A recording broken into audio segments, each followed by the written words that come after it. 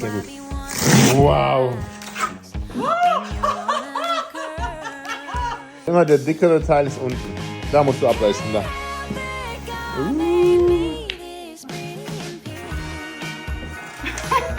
Damals auch mit dem dicken Mac.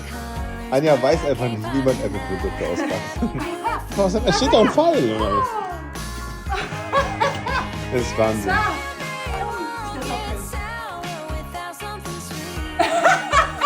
So viel zu deiner Theorie. Warte, weißt du, was der Witz ist? Der ist auf dem Kopf, genau. Noch ein bisschen. Hier.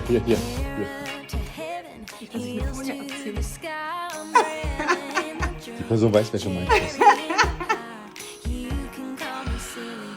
Das sieht echt schön aus.